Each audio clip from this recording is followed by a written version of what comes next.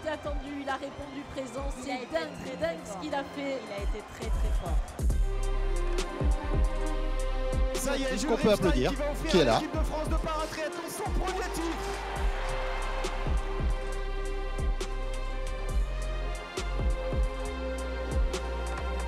Dans moins de 2 minutes. Notre réalisatrice qui reprend sa place. Elle aime bien quand on la cite et qu'on la fait. On peut l'applaudir peut-être? Voilà. Elle voulait faire ça discrètement. Est-ce que vous êtes bien installés? Oui? Magnifique. On peut peut-être faire un petit quiz, tiens, en attendant la reprise sur la prochaine table ronde sur les Paralympiques. Est-ce que quelqu'un est capable de me donner le nombre de médailles de l'équipe de France aux Jeux Paralympiques? Qui veut essayer? Et puis on va trouver ensemble, allez, on va essayer de trouver ensemble. Un premier chiffre, ah là-bas, tiens. Combien? Au pif, au pif.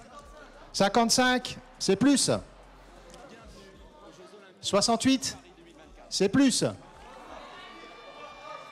73, non, c'est un petit peu plus. 75, bravo, magnifique, bravo. 75 médailles pour ces Jeux Paralympiques qui étaient exceptionnels. On peut reprendre la suite?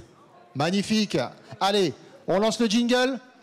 Avant notre prochaine table ronde, donc, les sportifs paralympiques, toujours plus performants, mais jusqu'où les prouesses qui ne cessent de se succéder, mais jusqu'où peut-on aller? Table ronde qui va être animée par Victor Matet, notre confrère de France Info, qui est donc chez lui, avec Franck Marotte, PDG de Toyota, partenaire de l'événement, Hugo Roche et Gatien Le Rousseau. Merci de les accueillir.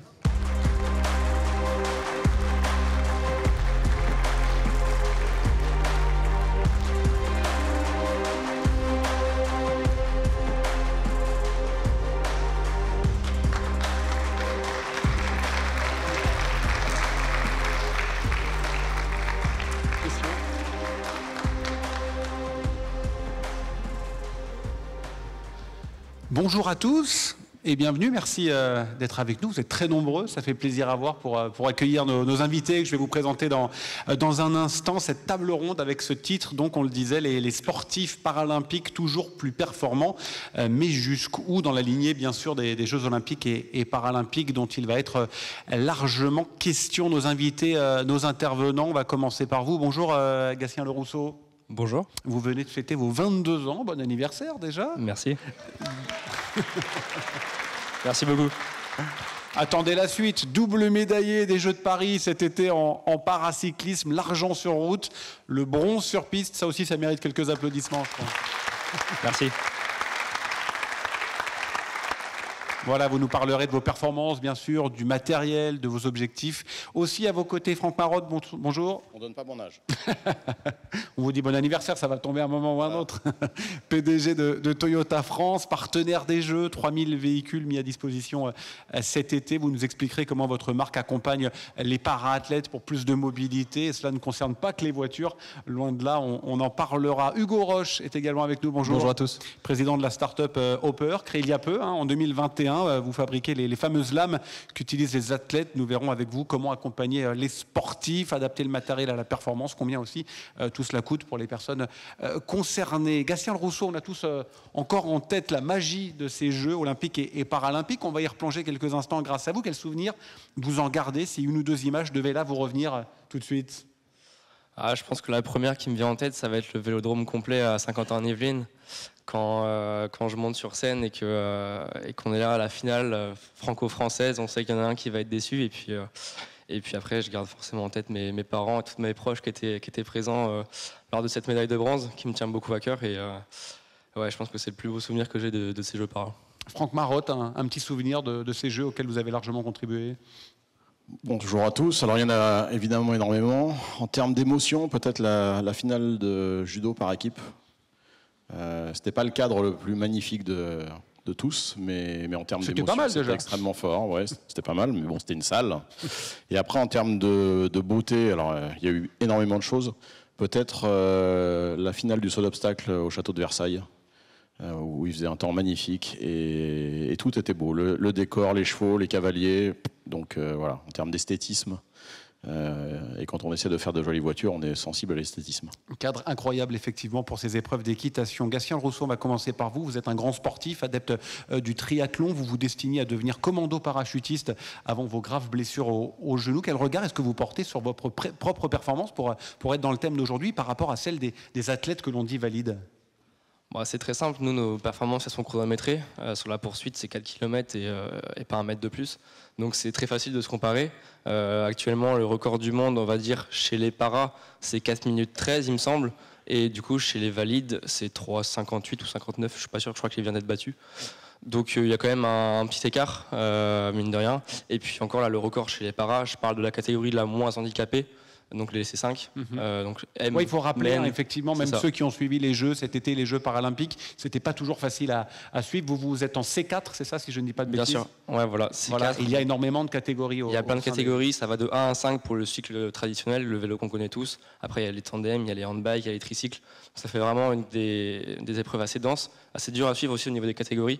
Et donc là, voilà, l'exemple de 4-13, c'est donc en C5. En C4, nous, c'est 4-18. Et moi, au jeu, j'ai fait 4-24. Voilà, pour donner un ordre d'idée. Sachant que dans l'année, vous participez aussi à des courses. Vous avez par exemple terminé 5e d'une épreuve de la ronde finistérienne, des épreuves avec des valides. Vous vous dites quoi? Je fais ma compétition à part ou au contraire, je peux battre un bon nombre de sportifs qui, eux, n'ont aucun handicap? Je pense que la performance ne se limite pas forcément au handicap et qu'on peut être performant chez les valides tout en ayant son petit truc en plus, comme dirait Artus. Donc, bien sûr, aller courir chez les valides, c'est un sacré défi. Je cours qu'en amateur, c'est le plus haut niveau amateur français. Mais voilà, il y a plus de densité qu'au niveau des paras, ça permet de faire une très bonne progression. Et donc en 2025, j'ai intégré aussi une équipe de DN2 pour dans cette optique de progresser, d'aller chez les valides. Et en fait, on voit qu'on peut battre aussi des valides et que le handicap ne limite pas forcément les performances. La place du matériel, on en parlera avec Hugo Roche dans un instant. Pour vous, le vélo, vous êtes tout jeune, vous avez déjà perçu une évolution dans le matériel, justement, qui vous aide à ces performances? Alors, pour ma part, ça fait que 3 ans que je fais du paracyclisme et que je me suis vraiment intéressé à la performance et au niveau. Donc, bien sûr, j'ai déjà vu des évolutions en 3 ans. Je pense que sur un 20 ans en arrière, le cyclisme, il n'a rien à voir. Forcément, nous, en tant que para, etc., on va s'inspirer des personnes qui performent chez les valides autour de France, etc. Et donc les équipes pro aussi nous inspirent beaucoup, notamment sur l'aéro, où j'ai vraiment beaucoup bossé ces derniers temps, parce que physiologiquement, j'ai mes limites, et ma progression elle va forcément être limitée par mon corps et ma récupération. Mais par contre, il y avait tellement de progression qu'on pouvait avoir que derrière, je pense pas être le plus fort au terme de performance, en termes de watts pur, donc c'est la puissance qu'on met sur les pédales, je suis forcément pas le plus fort de ces jeux para, mais par contre j'ai poussé tellement d'autres curseurs à l'extrême que c'est moi qui suis passé devant eux. On parle des performances physiques et du matériel. Je me tourne vers vous, Hugo Roche. En un mot, qu'est-ce qui vous conduit à fonder Hopper il y a 3 ans et quels produits est-ce que vous proposez aujourd'hui? Donc, ce que je vous propose, c'est que vous mettiez dans ma place il y a 5 ans. Donc, il y a 5 ans, j'étais étudiant en école d'ingénieur. Et en fait, vous avez face à vous une personne qui est triplement amputée, qui vient face à vous, voilà, qui prend du coup ses 2 jambes qu'il n'a plus, donc ses 2 jambes prothétiques, qui vous les jette devant vous et qui vous dit, si vous voulez pouvoir courir, il faut payer 10 000 €. Les prothèses que j'ai là ne permettent pas de le faire. Donc, ça me coûte le prix d'une voiture pour pouvoir courir. Donc, nous, en tant qu'étudiants, on s'est dit, mais c'est pas possible, on va chez Decathlon, on trouve une paire de chaussures, on se met à courir facilement. Pour vous qui êtes amputé, c'est une galère monstrueuse en termes de matériel. Ce que vous voyez aux Jeux Olympiques, c'est des prothèses qui coûtent très cher, qui sont adaptées à de la performance sur piste et qui coûtent vraiment, vraiment très cher. Donc, très cher, c'est combien? À peu près 10 000 € pour une jambe. Donc faites le calcul, ça peut aller très très très vite. Et donc voilà, la volonté qu'on avait, c'était de trouver des solutions. On n'avait rien à ce moment-là, techniquement, on était des simples étudiants ingénieurs. Et on a eu la chance de rencontrer des personnes, notamment chez Airbus, qui nous ont aidés à monter en compétences pour fournir déjà une première solution technique qui répondrait aux besoins de monsieur et madame tout le monde, déjà dans un premier temps. Et en fait, en moins de 4 mois... Parlez d'Airbus, parce que je vous coupe une seconde, ouais. Parce que vos matériaux à vous sont construits à partir de chutes d'avions, c'est ça? Tout à fait, c'est ça. La volonté, c'était d'essayer de faire quelque chose qui soit accessible économiquement et qui soit le plus respectueux possible de l'environnement. Donc on travaille avec Airbus sur la récupération de matières qui devraient être enfouies, en fait. On les revalorise pour en faire des prothèses qui soient plus accessibles financièrement. Et donc en 4 mois, on a fait une première prothèse. On s'est rendu compte que cette prothèse, techniquement, elle apportait quelque chose qui était différent de ce qu'il y avait sur le marché. donc qui permettait d'être beaucoup plus polyvalent et confortable. C'est ce qu'on cherche en fait quand on va faire un sport du quotidien. Et derrière, de fil en aiguille, on a structuré la chose, Salomon nous a rejoints et d'autres partenaires, et ce qui fait qu'aujourd'hui on arrive à peu près 500 personnes accompagnées en 2 ans, là où avant il y avait peut-être, on va dire, une cinquantaine de personnes maximum en France qui se remettaient à courir, et là voilà, on est en train d'aller toucher un peu le plus grand monde dans différents pays à travers le monde, donc super aventure. Et vous avez d'ailleurs apporté une de vos lames. Il y a un film aussi que l'on peut voir, que l'on va projeter, où l'on peut voir également les performances. Vous allez nous le commenter, si on peut le diffuser sur l'écran qui est derrière nous. On va voir un petit peu ce qui se passe chez vous. Est-ce que vous m'entendez en parallèle? Ouais. Donc là, vous voyez un petit peu les choses qu'on arrive à faire avec cette prothèse. C'est des choses qui ne sont pas du tout classiques, de réussir à courir sur des terrains très techniques. Des personnes qui se remettent à courir, qui ne pensaient plus pouvoir courir. Vous imaginez pas le nombre d'histoires qu'on a vues de personnes qui nous disent que depuis 30 ans ils n'ont pas pu courir et qui recourent pour la première fois. C'est des sensations qui sont exceptionnelles autant pour eux que pour nous qui les accompagnons. Et c'est une des notions qui est très importante pour nous aussi, au-delà du matériel, c'est vraiment l'accompagnement qu'il faut apporter à ces personnes pour pouvoir se remettre déjà au sport. Donc voilà, le but c'est d'aller toucher un petit peu tout le monde.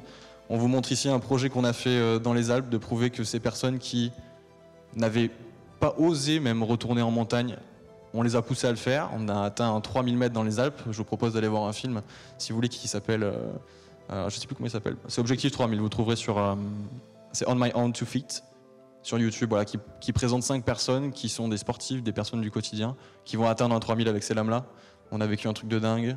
Là, Lucas qui est parti en Jordanie faire le half-marathon des sables. Lucas qui est le petit frère de Mathieu Blanchard, pour ceux qui suivent un petit peu la course à pied. Donc un défi totalement dingue, Boris qui court un petit peu partout. Donc voilà, c'est vraiment des personnes qui ne sont pas des athlètes que vous verrez sur les pistes aux Jeux paralympiques. Mais vous n'avez pas équipé d'athlètes des Jeux paralympiques. Des relayeurs de la flamme, en revanche, oui. En revanche, oui, on a eu au moins 6 personnes qui ont fait le relais de la flamme. Et voilà, des histoires de dingue qu'on continue à pousser au quotidien. Et voilà.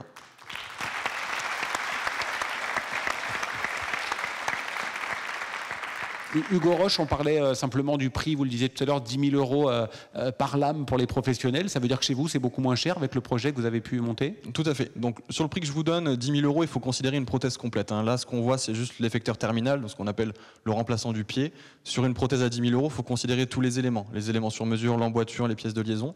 Si on compare notre produit en termes de prix par rapport au prix de la concurrence, on est 30 à 50% moins cher, avec un produit qui est fait avec des matériaux recyclés et qui est fabriqué en France. Avec aussi cette idée que les athlètes porteurs de handicap peuvent potentiellement être plus performants que les valides avec ce matériel aujourd'hui? Alors, je peux vous donner un exemple très précis. Il y a un mois, où je suis quand même assez sportif, il y a un des jeunes qu'on a équipé avec qui j'ai fait un 400 mètres. J'ai fait le malin, à la fin je faisais plus le malin, il était 50 mètres devant moi. Donc, on va pas... Sachant que vous n'êtes pas athlète professionnel. Et je ne suis pas athlète professionnel, j'aimerais bien le faire, mais non, ça n'est pas possible malheureusement. Mais non, tout ça pour vous dire que, mine de rien, on n'a pas besoin d'avoir une lame qui est une lame d'ultra performance pour déjà performer à son niveau. Et le plus important, c'est ça, c'est d'atteindre ses propres objectifs.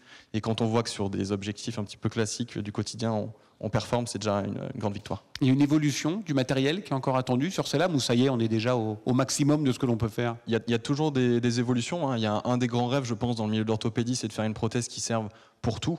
Aujourd'hui, il faut une prothèse pour la marche, une prothèse pour la course, une prothèse pour les sports d'appui. Donc, est-ce qu'en termes de performance, si on parle de la vitesse et du chronomètre, est-ce qu'on va pouvoir aller un peu plus loin? Ça, je ne sais pas, il faut attendre une innovation un peu disruptive. Par contre, sur des prothèses qui sont, j'ai envie de dire, plus polyvalentes et qui rassemblent plein de choses, ça serait une vraie innovation.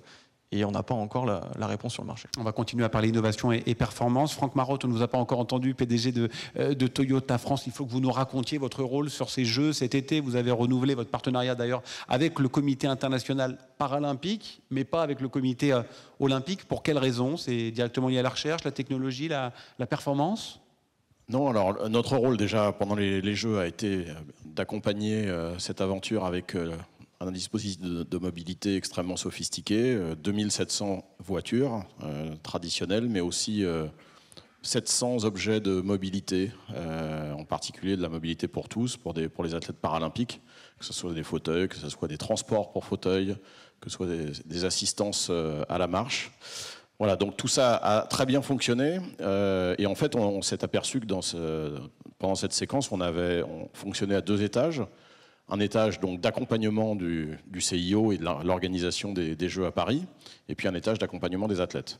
Et ce qu'on souhaite faire maintenant, eh bien, c'est concentrer nos efforts, nos moyens sur l'accompagnement des athlètes, et puis laisser l'aventure continuer à Los Angeles avec d'autres partenaires pour le CIO.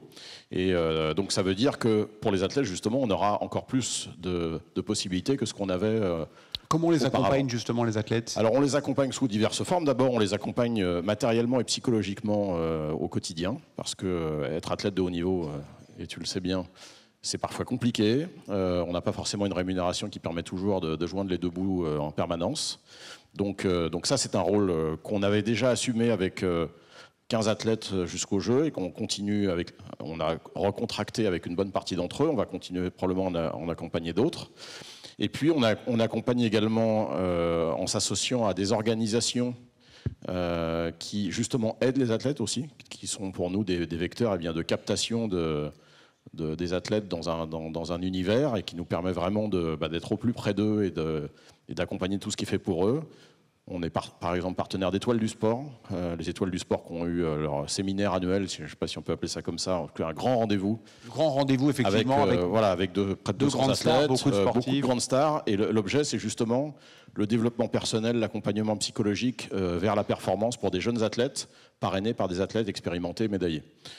On est partenaire également de l'INSEP. Là, c'est un partenariat important parce que c'est un lieu où, bien évidemment, on prépare physiquement la performance. Et on va associer notre savoir-faire et notre ambition pour les athlètes paralympiques justement aux ambitions de l'INSEP, qui était historiquement un centre sportif avant tout pour les valides et qui a l'ambition de devenir aussi un centre pour les paras, donc de transformer leurs infrastructures pour cela, et on va les accompagner dans cette aventure-là. Et puis on aura aussi un troisième pan qui est, comme vous le citiez, le partenariat qu'on poursuit avec le Comité international paralympique, qui va, en lien avec les comités nationaux, sélectionner des projets. Et on a créé une fondation Toyota de la mobilité. Alors je le dis en français, mais ça se dira bien sûr en anglais internationalement.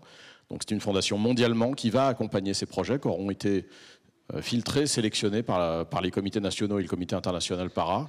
Et ça permettra, là encore, sous plusieurs formes, d'accompagner les athlètes et de développer des matériels.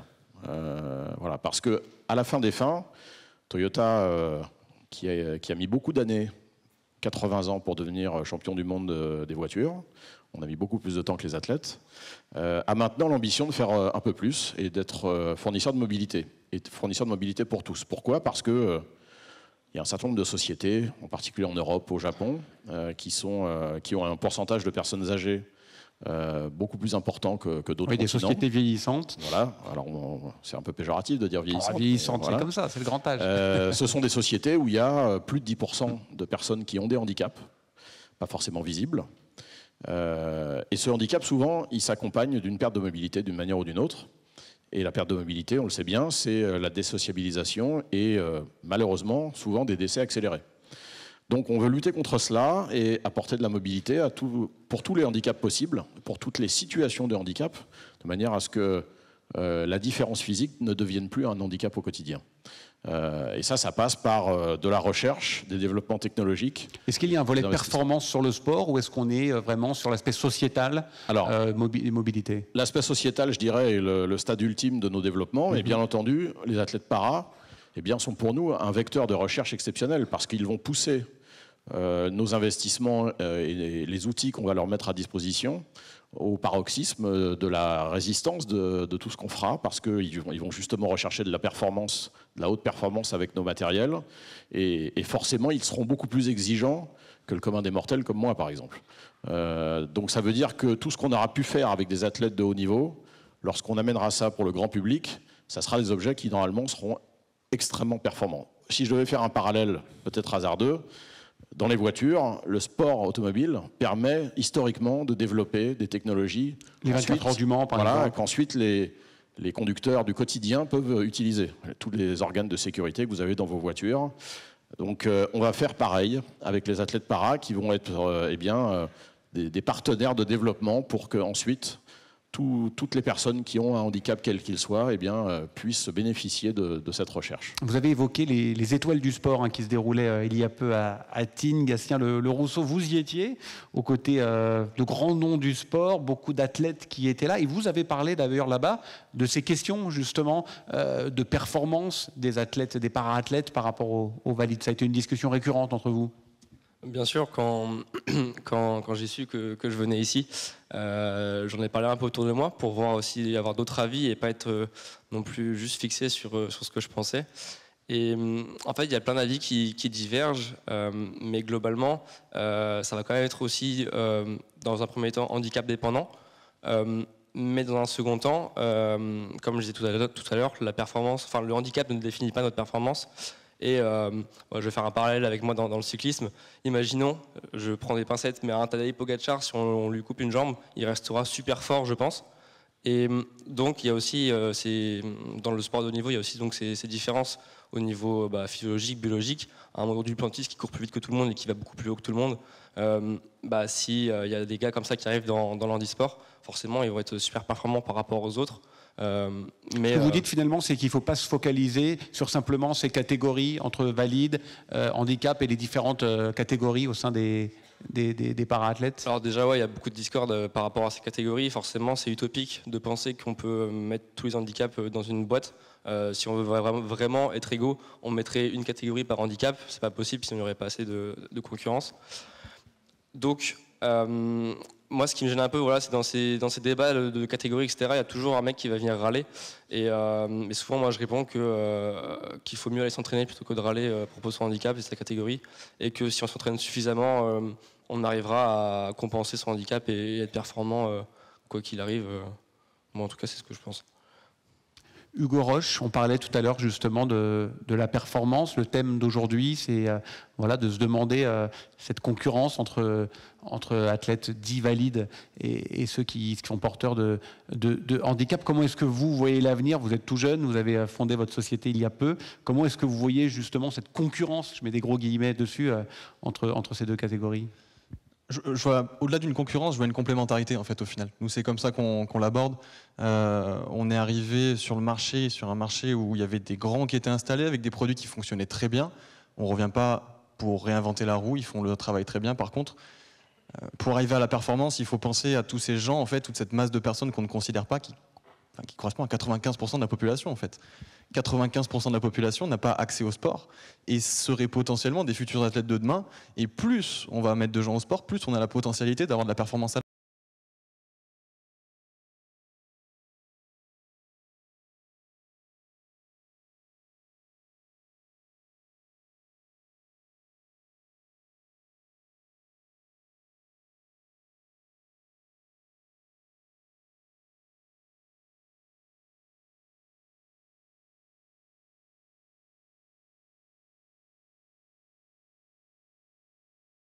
Le Rousseau, j'ai lu que la technologie aujourd'hui pour les fauteuils notamment se servait beaucoup du cyclisme, vous confirmez? Oui, parce qu'il faut alléger les matériels. Donc le cyclisme a été très précurseur dans ce domaine-là, que ce soit en termes de matériaux, en termes de réduction de la taille aussi des composants. Et c'est clairement des solutions qu'on utilise maintenant pour des fauteuils qui sont beaucoup plus performants. Il faut aussi en réduire le coût. Bravo, je trouve remarquable de réussir à mettre à disposition des athlètes para ou des handicapés qui se remettent à courir du matériel enfin un peu plus accessible. Ça aussi, c'est notre ambition chez Toyota. Justement parce qu'on a la connaissance de la production en grande série. On fait la même voiture, on l'a fait en centaines de milliers d'exemplaires. On aimerait bien pouvoir faire pareil aussi pour des objets pour les athlètes para ou pour les handicapés, parce que ça permettrait d'en abaisser considérablement le coût. Une voiture, si on en faisait 10, ça vaudrait chacune 1 million d'euros. Si elles sont à 20 000 euros, c'est parce qu'on en fait des centaines de milliers. Donc il faut réussir à faire pareil avec ce type d'objet. Et c'est possible? Bien sûr, c'est possible. Parce que, malheureusement, le nombre de clients potentiels est extrêmement élevé. Je disais qu'il y a plus de 10%, il y a 12% de personnes handicapées dans le monde et un peu plus dans les pays développés parce que la population est plus âgée. Donc ça veut dire que malheureusement, il y a beaucoup de clients potentiels. Et s'il y a des clients potentiels, les industriels doivent pouvoir effectivement commencer à fabriquer dans des grandes séries et à baisser les coûts. Et et utiliser voilà, le cyclisme, mais aussi d'autres athlètes paralympiques et types d'épreuves paralympiques pour trouver des technologies, des matériaux qui soient beaucoup plus légers, pratiques pour les athlètes. Ce qui est intéressant, c'est qu'on voit qu'à la fois la technologie s'inspire du monde du sport et en même temps, pour améliorer les performances sportives, il faut aussi partir de la technologie. Oui, et ça, c'est aussi le métier typiquement des industriels. On fait de la recherche et développement, mais alors, chez Toyota, on le fait d'une manière un petit peu particulière. Et je pense que ça s'adapte très bien à ce qu'on veut faire dans le monde du handicap. C'est qu'on adore partir de l'observation, justement, du client. Et on a justement, avec les athlètes para, une scène d'observation qui est fantastique, avec des gens qui sont extrêmement preneurs et qui ont énormément envie de partager sur leur handicap, sur ce qui peut améliorer leur performance. Et ça va nous permettre ensuite de cibler et d'orienter notre recherche et développement dans les bonnes directions pour apporter des solutions au plus grand nombre ensuite. Sur cette question, justement, Gatien Le Rousseau, de l'adaptation de nos villes, aussi de la vie de tous les jours. Votre vie ne s'arrête pas quand vous descendez de votre vélo. D'ailleurs, vous êtes élève en kiné, c'est ça, à Rennes actuellement. Vous avez le sentiment un peu de deux mondes qui s'opposent, le monde sportif et celui de tous les jours ? Non, pas spécialement. Globalement, on va quand même orienter toute notre vie autour de cette performance et de la récupération principalement. Parce que mieux on récupère, plus on s'entraîne et plus on progresse. Mais pour moi, en tout cas, mon handicap n'a pas été un frein dans ma vie de sportif. Je porte des orthèses à la marche. Oui, c'est vrai qu'on n'a pas précisé de quel handicap vous souffriez. Ouais, je vais peut-être faire un rapide topo. J'ai eu 2 graves luxations au niveau des genoux à l'âge de 16 et 18 ans et qui m'ont donc paralysé au niveau des pieds. Ce qui m'empêche de relever les pieds. Donc pour pouvoir marcher, j'ai des orthèses en carbone qui viennent vraiment sous la semelle et qui me maintiennent les pieds à peu près à 90 degrés et qui me permettent de marcher plus ou moins normalement. Par contre, quand je les ai pas, en fait, je marche un peu bizarrement. Mais là, voilà, je porte un jean un peu large et ça se voit pas trop, donc j'arrive aussi à cacher ça. On parlait tout à l'heure d'ailleurs de prix des équipements. Ce sont des équipements qui coûtent cher également ? Ouais, ça coûte cher et ça s'use assez vite. Je pense que pareil, pour les lames, ça va s'user assez vite. En fonction de la pratique aussi, forcément, ouais, ça s'use assez vite. Après, je suis pas non plus un très très grand marcheur. Je passe la plupart de mon temps quand même sur le vélo et quand je rentre chez moi, je vais pas non plus faire des grandes balades. Donc mes orthèses, je les use pas si vite que ça. Mais globalement, je dois les renouveler plus ou moins tous les ans. Et on parlait du financement, justement, tout à l'heure, Franck Marotte l'évoquait, du financement des sportifs, qu'on soit valide ou para-athlète. Comment est-ce que vous vous faites aider pour plus de performance et plus d'entraînement? Alors, donc j'ai la chance d'être accompagné donc par la police nationale. Donc c'est on peut dire du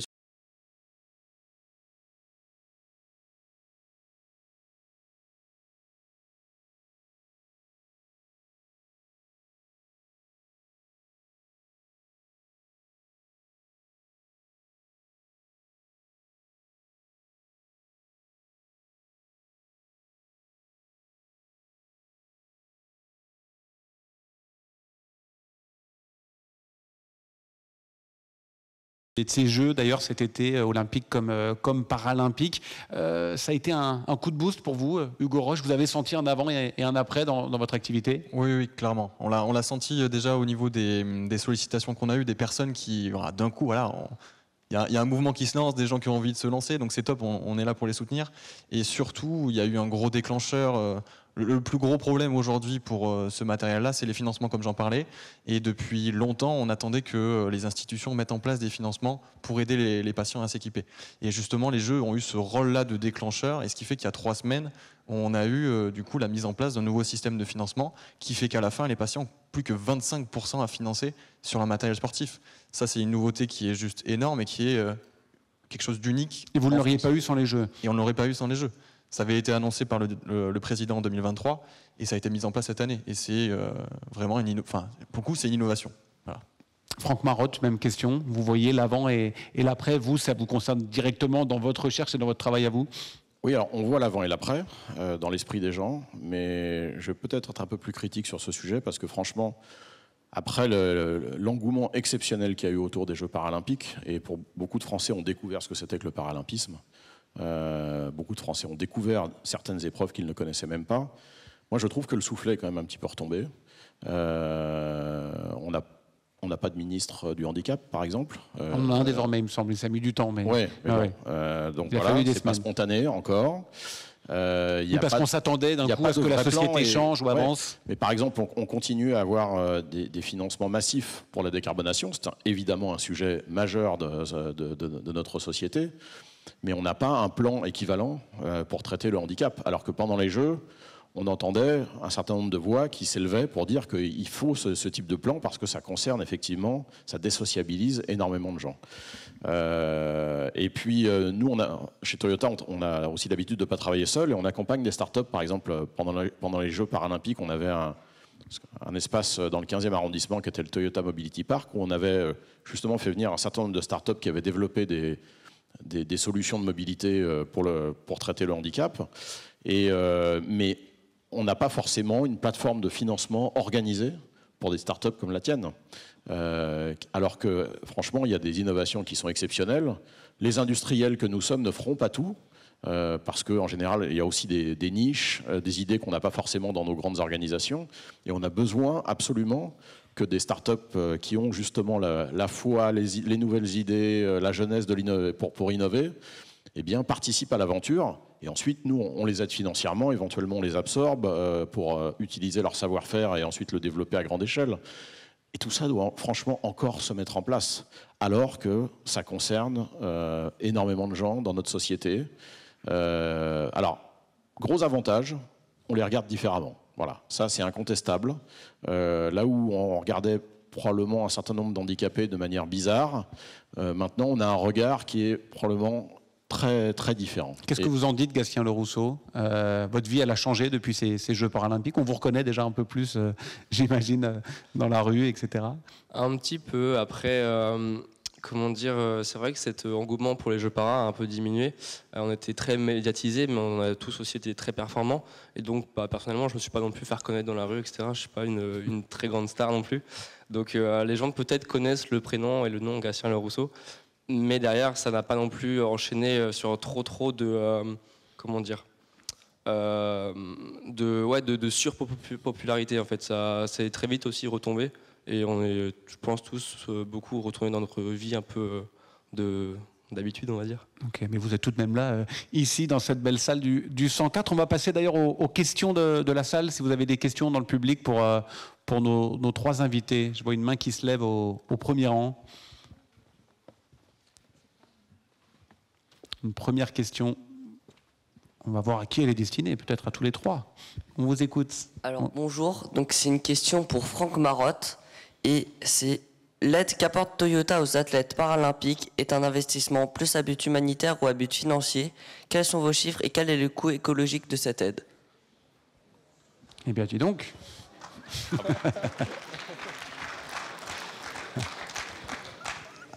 Alors franchement, peut-être que dans 50 ans, ça deviendra un objectif financier. À court terme, j'ai la conviction que ça sera avant tout un enjeu humanitaire et un enjeu sociétal, comme je le disais tout à l'heure.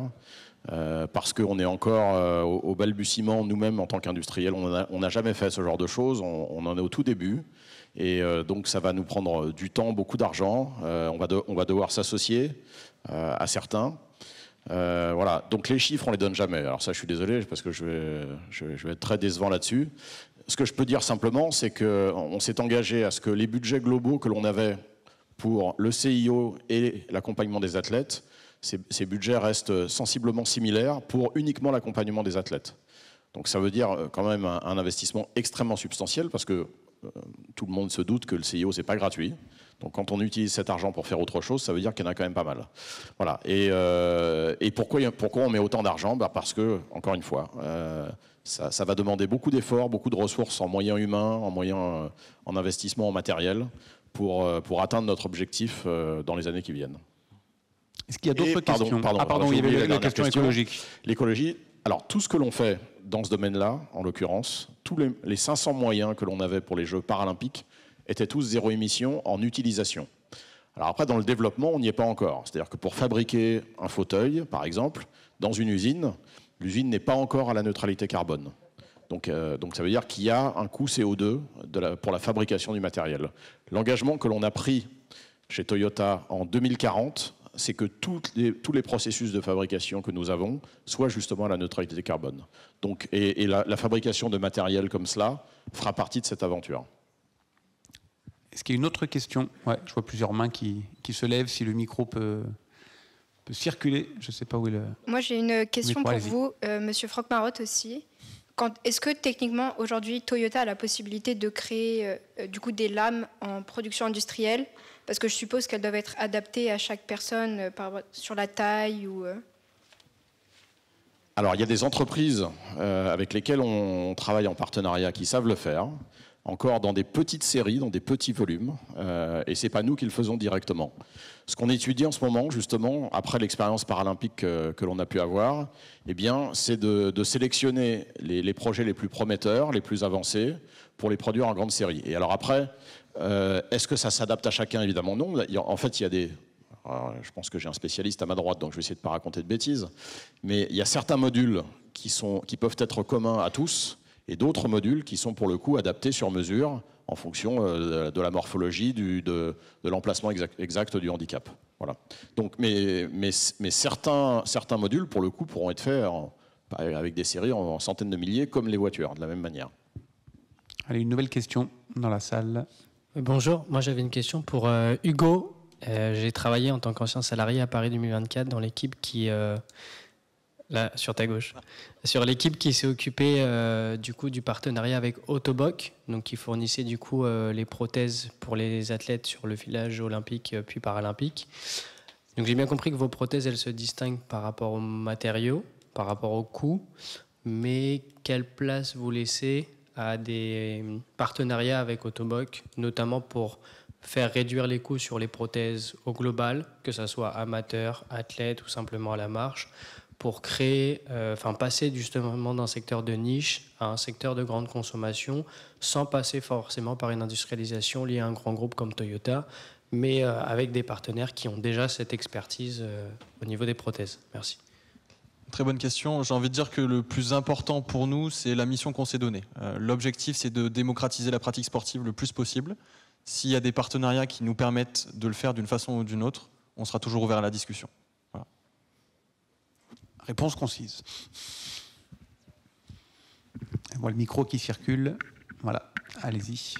Bonjour, j'ai une question pour Gatien Le Rousseau. En termes de sponsoring, on sait que c'est très compliqué déjà pour beaucoup d'athlètes valides. De votre côté, vous nous avez parlé un petit peu du partenariat avec la police que vous pouvez avoir. Quelles sont les difficultés principales que vous avez à justement trouver des sponsors et comment vous pensez comment on pourrait faire évoluer ce sujet, notamment pour les athlètes paralympiques? Alors déjà, je tiens à revenir un petit peu quand même. Il y a quand même une évolution par rapport à l'après-Jeux paralympiques. Il y a quand même beaucoup plus d'expositions. Tu l'as confirmé, voilà, je suis là et c'est pas pour rien. Forcément, notre statut aussi, il a changé. Maintenant, je pense qu'il faut aussi, parler de l'handisport, des Jeux para, etc. Pas uniquement pendant les Jeux para, donc pendant cette courte période, mais un peu plus tout le temps. Et c'est ce qui va nous permettre aussi derrière de venir nous vendre à des marques. C'est parce que on va avoir de la visibilité plutôt quotidienne, tous les jours, tous les mois. On va en parler régulièrement et que ça devient un sujet un peu routinier et normal pour tout le monde. Et donc, pas juste, je pense, si on arrive vraiment à parler tout le temps de l'handisport, etc., et de la performance des athlètes para, nous, on arrivera derrière ensuite à se vendre et à aller intéresser des marques. Bonjour. J'avais une question pour Gatien particulièrement, mais c'est ouvert à vous trois si vous avez envie d'y répondre. Tu parles du fait que tu cours en valide et en invalide. Est-ce que tu penses que la non-segmentation de deux univers peut faire évoluer la visibilité du parasport en France? Comment ça? C'est-à-dire par exemple quand tu es justement dans les courses quand vous êtes dans les courses avec les valides, est-ce que le fait d'être vous-même porteur d'un handicap, ça peut faire avancer ce qu'on disait justement, la visibilité, la médiatisation des para-athlètes? Bien sûr. C'était ça la question. Oui, c'est ça. Ouais. On a par exemple mon ami concurrent en équipe de France, Kevin Lequinf, a été professionnel donc en cyclisme. malgré son handicap, avant sa carrière du coup en handisport. Et donc je pense que bien sûr que le fait qu'on aille se mélanger à ces athlètes valides, déjà nous on les impressionne. Il y a beaucoup de cyclistes qui sont venus me voir en mode ah ouais c'est un handicap, parce que du coup sur le vélo c'est pas visible pour ma part. Et donc déjà on les impressionne et puis après ils vont en fait plus se renseigner, on va intéresser autour de nous déjà nos concurrents dans les courses valides. Et puis après ils vont en parler autour d'eux, etc. Et ça va créer un peu une petite émulation au fur et à mesure. Et je pense que ouais, c'est une bonne chose. Moi, ça me sert à ma performance, mais je pense que ça sert aussi à la cause de l'handisport, de venir parler de nous sur les courses valides. Allez, on va prendre une dernière question dans la salle, au premier rang. Oui, allô, bonjour, merci beaucoup pour vos présentations, vos interventions. Moi aussi, j'ai une question pour toi. Juste avant, je me permets de préciser qu'il y a une thèse sur les facteurs sociaux dans les sports para qui a été soutenue il y a un an et demi par une chercheuse qui l'a fait en partenariat avec le CPSF à l'INSEP. Donc si cette thématique intéresse des gens, c'était une brillante thèse. Parenthèse. Question qui n'a rien à voir avec les experts qui sont sur la scène, mais je voulais savoir, pour être plus performant, est-ce que tu as mis en place un accompagnement psychologique, mental? Si oui, avec qui tu travailles? Merci. Alors, je pense que la première personne en France à avoir parlé de ces problèmes-là, c'était Guy Riner, qui a parlé ouvertement qu'il est entouré d'une psy. Personnellement, moi, je me suis entouré d'une préparatrice mentale qui s'appelle Delphine Picotti, qui travaille avec l'équipe de France de paracyclisme. Et ça a été une très grande aide, notamment à l'approche des Jeux Para, de gérer tout cet engouement et avoir un stade complet, par exemple. Personne ne connaissait, en tout cas en para, ce que ça faisait. Donc ouais, j'étais accompagné. Et puis là, plus récemment, en rentrant des étoiles du sport, je me dis que même si ça va bien dans ma tête, j'ai besoin d'une psy pour juste commencer un accompagnement. Et on disait on en a parlé beaucoup dans les ateliers ces derniers jours, que en fait, le cerveau, ça s'entraînait et que en fait, l'accompagnement psy devrait plutôt être quasiment pas obligatoire, mais très très recommandé pour les athlètes, parce que l'entraînement du cerveau, on considère presque que c'est un muscle et que ça va de pair avec la performance. Voilà, accompagnement psy. Ouais, de lien, parce que la préparation mentale, c'est différent. On va plus aller sur l'approche de la compétition, etc. Alors que la psy, on peut aller vraiment sur d'autres sujets beaucoup plus larges et juste être bien dans sa tête. C'est un des piliers, je pense, de la performance. Accompagnement psy et préparation mentale qui se généralise dans le monde du sport. C'est déjà la fin de cette table ronde. Un grand merci à vous d'avoir été là aujourd'hui au Studio 104 et un grand merci à nos trois intervenants, Gatien Le Rousseau, double médaillé aux Jeux paralympiques en paracyclisme, Franck Marotte, PDG de Toyota France, et Hugo Roche de la start-up Hopper qu'il a créé en 2021. Un grand merci à tous les trois.